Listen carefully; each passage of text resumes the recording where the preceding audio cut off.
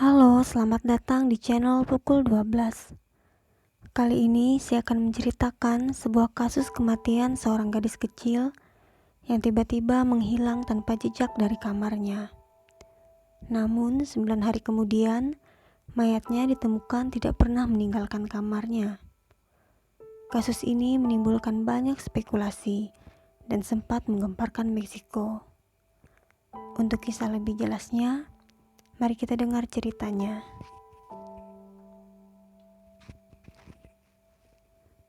Korban dari kisah kita kali ini adalah seorang gadis kecil berusia 4 tahun yang bernama Paulette Guevara Farah. Paulette lahir pada tanggal 20 Juli tahun 2005 dari orang tuanya Lisette Farah dan Mauricio Guevara yang tinggal di Mexico City.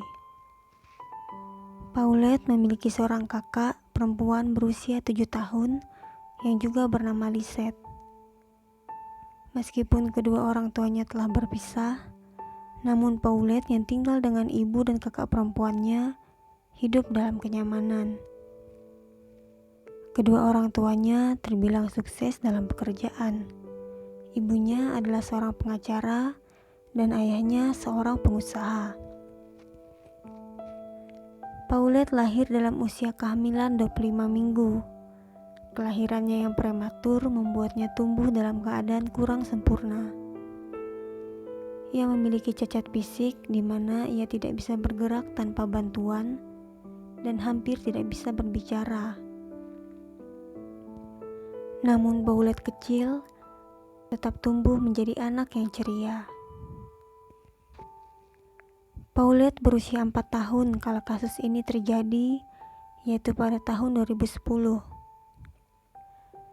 Ia baru saja melakukan perjalanan melelahkan bersama ayah dan kakaknya ke suatu tempat. Dan sore harinya, setelah perjalanan tersebut, ibunya menidurkan Paulette di kamarnya.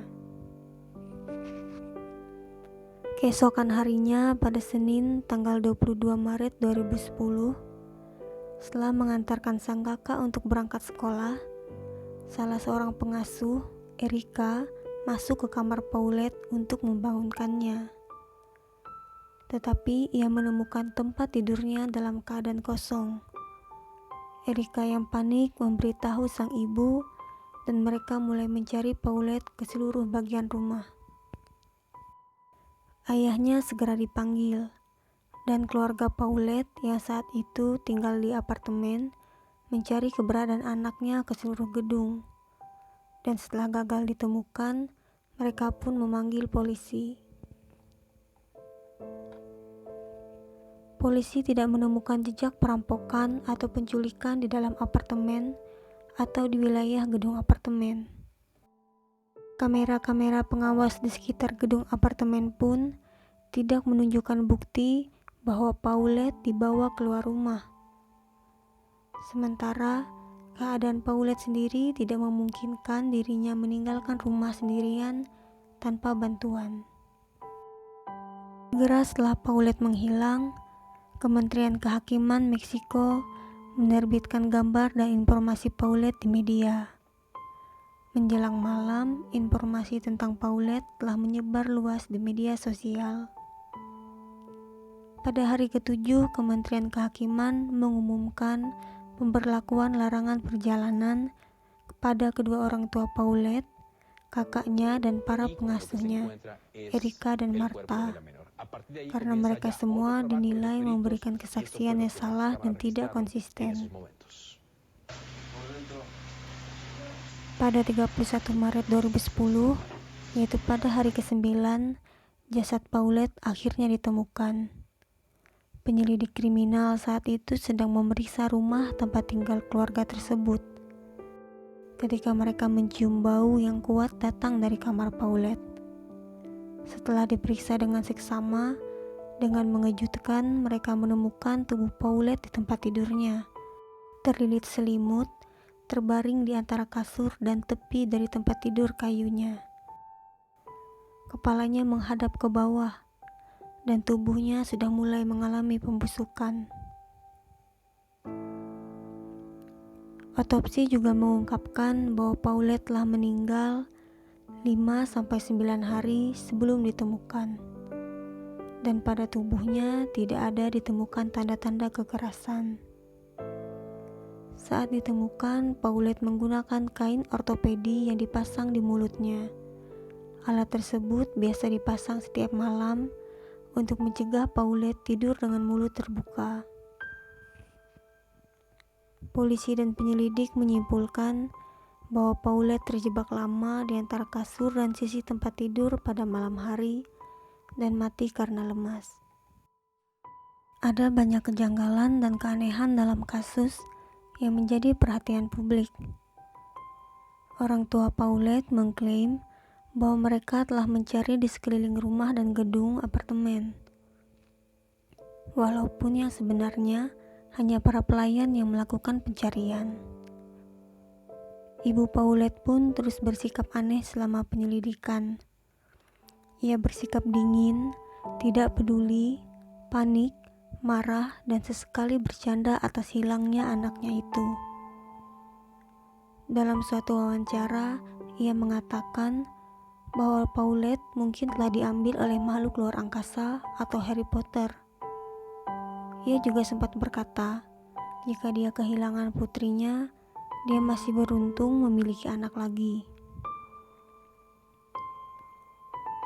Pada hari kelima setelah hilangnya Paulette, ibu dan ayahnya melakukan wawancara di dalam kamar sambil duduk di tempat tidur.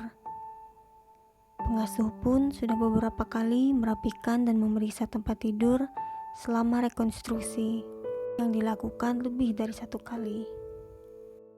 Anehnya lagi, sahabat dekat ibu Paulette, Amanda De La Rosa, tinggal di rumah keluarga Guevara selama beberapa hari setelah hilangnya Paulette. Amanda tidur di kamar Paulette yang tidak diamankan pihak otoritas. Menurutnya, selama ia tinggal di sana, tempat tidur secara rutin dirapikan setiap hari, dan tidak ada yang menyadari keberadaan anak itu atau menemukan bercak darah. Ia pun sempat dijadikan tersangka sampai akhirnya namanya dibebaskan. Bahkan setelah Paulette ditemukan pun, kedua orang tuanya saling menyalahkan di media atas kematian Paulette. Memeriksa kamar Paulette sebagai tempat kejadian perkara terbukti tidak mungkin dikarenakan kelalaian polisi. Setelah Paulette menghilang, diperkirakan lebih dari 100 orang dan beberapa anjing pelacak yang terlatih telah masuk ke dalam kamarnya. Kebanyakan dari mereka telah meninggalkan sidik jari dan jejak sepatu di sekitar ruangan. Bahkan beberapa petugas polisi dan forensik sempat mendatangi toilet di sebelah kamar Paulette. Karena itu, tidak mungkin untuk menyelidiki apakah ada orang lain selain orang tua Paulette yang mengunjunginya pada malam hilangnya Paulette. Masih belum jelas bagaimana sampai tubuh Paulette tidak ditemukan selama 9 hari. Seperti yang dikatakan, bagaimana mungkin pada suhu ruangan tubuhnya tidak berbau sebelum hari ke-9.